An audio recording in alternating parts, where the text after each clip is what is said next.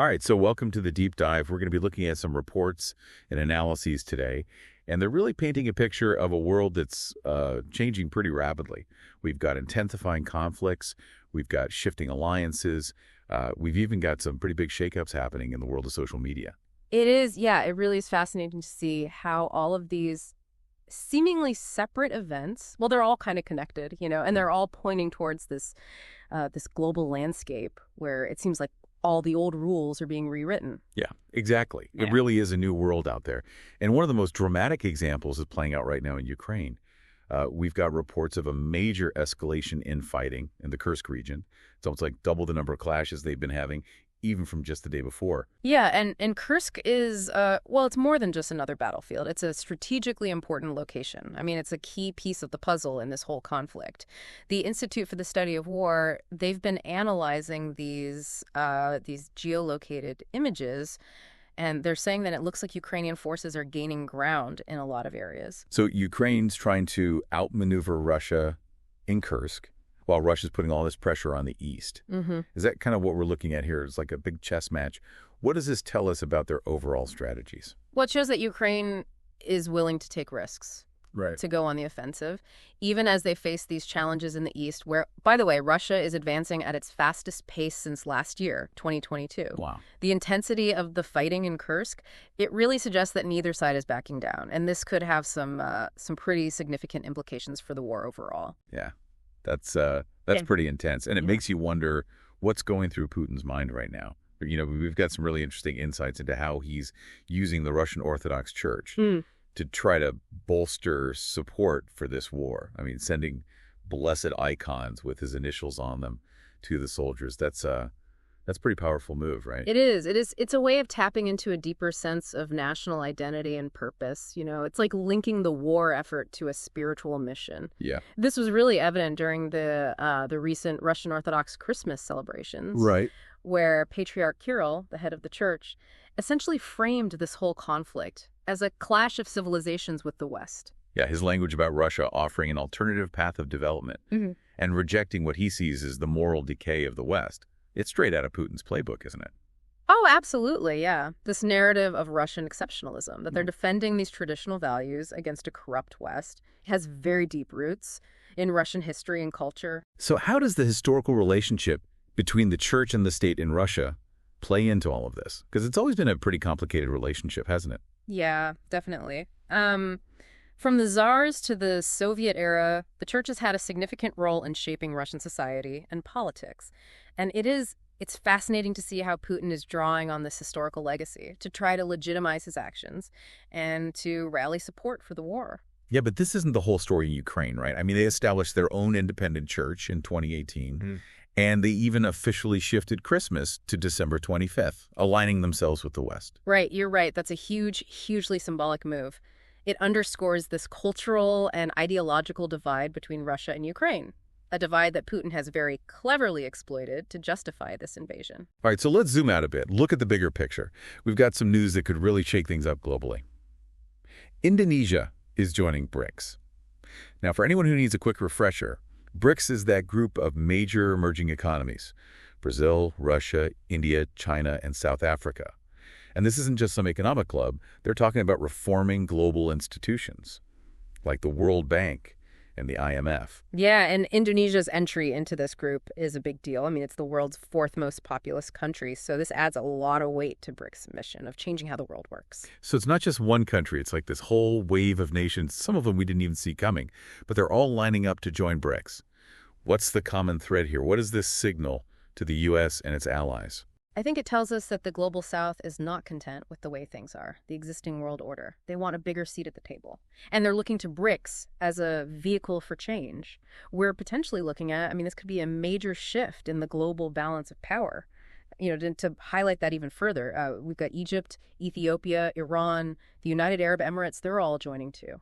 Wow, so this is huge. It's a really fascinating development that could have ripple effects across the world, politically and economically. All right, let's jump into the digital realm for a second, where things are getting equally interesting. Meta is doing a radical overhaul of its content moderation policies. They're basically scrapping fact-checking in the U.S., and shifting towards a more hands-off approach. Yeah, this decision by Zuckerberg, I mean, it's a major departure from how online information has been managed in recent years, and it's definitely sparked a debate about the future of free speech online. He's even talking about returning to the roots of free speech, which sounds a lot like Elon Musk's philosophy over on X, formerly known as Twitter. It seems like both platforms are moving towards this more libertarian approach to content moderation. Yeah, the parallels are definitely there, and it raises some big questions. I mean, is this a move towards a more open internet, or are we just headed for a wild west where misinformation runs rampant? Yeah, I mean, this is a big gamble for Zuckerberg. Yeah. And it directly impacts, it impacts how all of us experience the internet. What are the potential risks and rewards here? I mean, are we headed for a more open internet or a more chaotic one? It's hard to say for sure, but one thing is clear.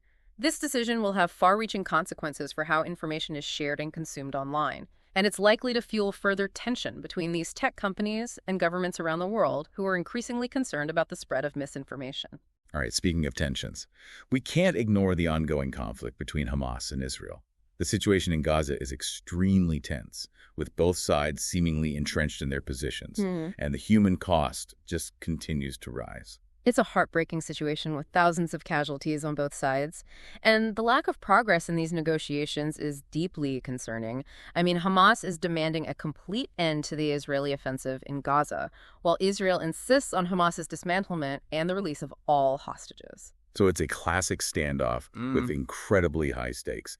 Reports indicate that over 46,000 Palestinians have been killed since the start of the Israeli offensive. Wow. And now you have Donald Trump, the president-elect, adding fuel to the fire with his statements about hell to pay if the hostages aren't released before his inauguration. His involvement just adds another layer of complexity to an already incredibly volatile situation. It's a reminder that this conflict is not just about Hamas and Israel, but it's also about regional power dynamics and the influence of these global actors. Yeah, and with Qatar and Egypt trying to mediate, and even rumors of Mossad chief David Barnea being involved, it's clear there's a lot of behind-the-scenes maneuvering happening. Yeah, the situation it's incredibly fluid and unpredictable, but there is I guess you could say, a sliver of hope. There's these talks of a potential release of 4 hostages as part of a first phase of a truce. That would be a positive step, although Israel hasn't actually confirmed anything about their well-being, so I guess we're left wondering what comes next. Yeah, it's really hard to predict the outcome of this conflict, but one thing is certain. The situation in Gaza, it's a microcosm of all the larger forces that are shaping our world. The clash of ideologies, the struggle for power, and the very real human cost of conflict. We were just talking about this situation in Gaza, and it really does feel like every day just brings more news that makes the whole thing even more tense. You've got these efforts to try and mediate going on. But then at the same time, you have people like Donald Trump weighing in with some really strong rhetoric. How do you even make sense of everything that's happening there? Yeah, it really is like you're trying to solve a puzzle where the pieces just constantly keep changing shape. You know, you have these incredibly entrenched positions. You know, you've got Hamas demanding a complete end to the Israeli offensive. And then you have Israel insisting that Hamas be dismantled completely. And of course, they want all the hostages released. So it's really hard to see how either side is going to compromise. Yeah, and the human cost is just, it's staggering. I mean, over 46,000 Palestinians are reported dead since the start of this Israeli offensive. And those aren't just numbers. Those are real people whose lives have been lost in this. Exactly. And it's not just about the casualties. I mean, the whole situation in Gaza has created this massive humanitarian crisis. Hospitals are completely overwhelmed, and there are these shortages of just basic essential supplies. And even when they are allowed to bring aid in, there are all these reports of delays and difficulties in getting it to the people who need it most. And then you have things like the recent Israeli operation at a Gaza hospital, which just adds another layer of controversy and complexity to the whole thing. Yeah. Israel is claiming they apprehended these individuals who were providing information to Hamas, but Hamas denies that there were any armed people present at the hospital at all. So there's basically a he said, she said situation, but the stakes are incredibly high. Yeah, it really highlights just the deep level of mistrust that exists between the two sides. And it shows just how challenging it is to conduct these kinds of military operations in places that are so densely populated, because it makes it incredibly difficult to separate the civilians from the actual combatants. Absolutely. So you have this incredibly tense and dangerous situation. But then there's this, this small glimmer of hope with this potential release of 34 hostages, women, children, elderly individuals. What do you make of this? Well, it could be a first step towards de-escalating things. But we really do need to be cautious here. I mean, Israel hasn't even confirmed that these hostages are okay. And plus, even if they are released, there are still so many more people who are being held. It's a very long road to peace. And this is just, a very, very small step. Yeah. All right, well, let's switch gears a bit. Let's talk about another area where we're seeing a lot of change and debate, and that is the digital world. Meta's decision to completely overhaul its content moderation policies has really shaken things up. Some people are praising it as this victory for free speech, while others are really worried about the potential for misinformation to spread unchecked. Yeah, this is a really complex issue, and there are very valid arguments on both sides. Zuckerberg is basically saying that he wants to empower users to decide for themselves what they see and don't see, instead of having the central authority dictating what's acceptable and what isn't. It is a pretty radical shift, especially considering how much emphasis platforms like Meta have put on fact-checking and content moderation in recent years. Right. And it's important to remember that the whole idea of fact-checking has kind of become this political battleground in and of itself, with accusations of bias and censorship coming from both sides. So, Zuckerberg is essentially just stepping away from that whole fight and saying, let the users decide. But doesn't that run the risk of creating a situation where harmful content like hate speech or dangerous conspiracy theories can just flourish? That's definitely a concern that a lot of people have, and it's a legitimate concern. I mean, we've seen how platforms like X, where the content moderation is much less strict, have become these breeding grounds for misinformation and just general toxicity online. The question is, can Meta figure out how to strike a balance between giving users freedom and protecting them from actual harm? It's a tough challenge. How do you even define what harmful content is in a way that everyone can agree on? Exactly. And even if you could define it, how do you actually enforce those rules fairly? Across a platform that has billions of users, it's a massive undertaking. And it's going to be really interesting to see how Meta handles all of this. Definitely. Something we're going to keep a very close eye on.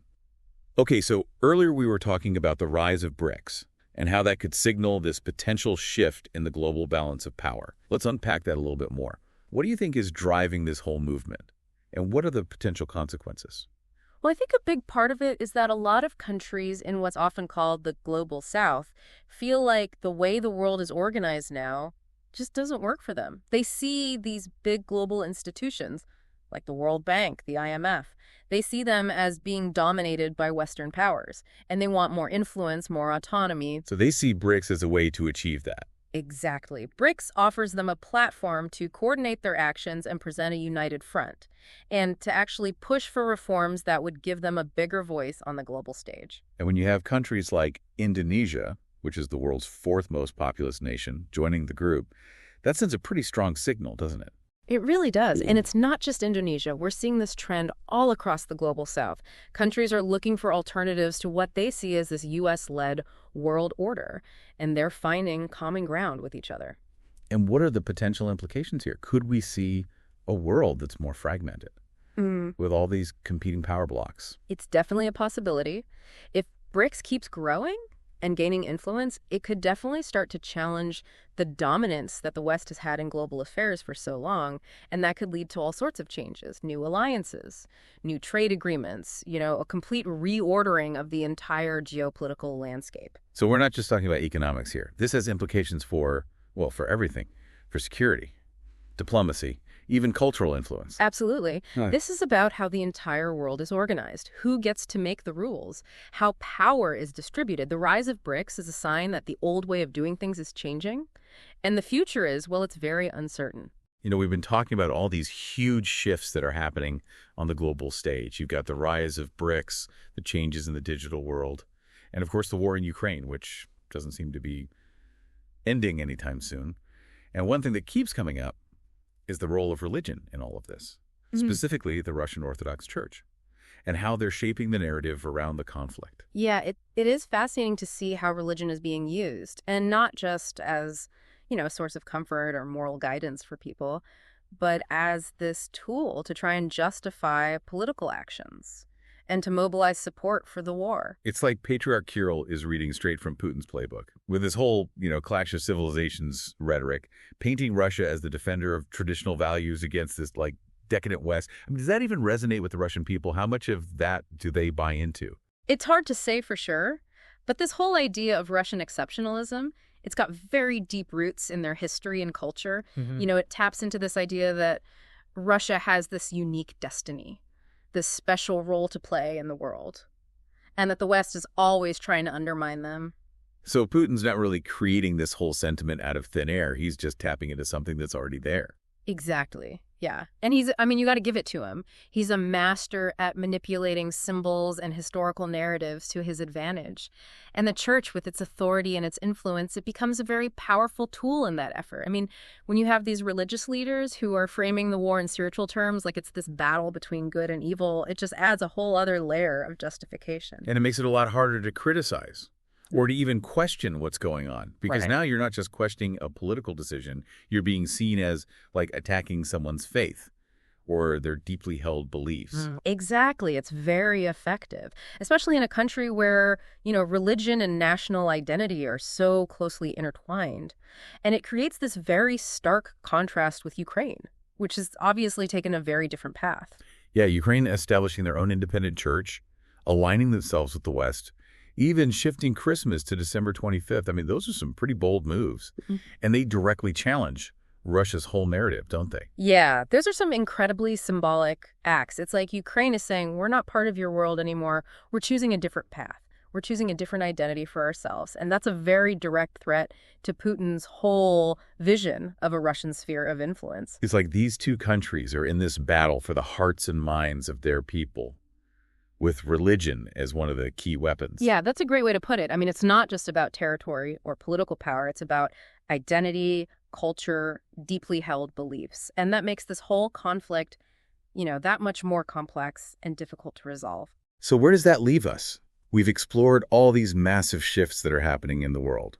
The geopolitical realignments with BRICS, the changing digital landscape, the role of religion, and of course, the human cost of conflict, which is, it can feel pretty overwhelming. It is. It is a lot to take in. But I think, it's important to remember that even in the midst of all of this change and uncertainty, there are still choices that we can make, actions that we can take. We can't just sit back and watch as the world changes around us. So what can we do? What's the takeaway for all of us listening to this deep dive today? I think the first step is awareness. We need to stay informed, understand these forces that are shaping the world, even the ones that feel really far away.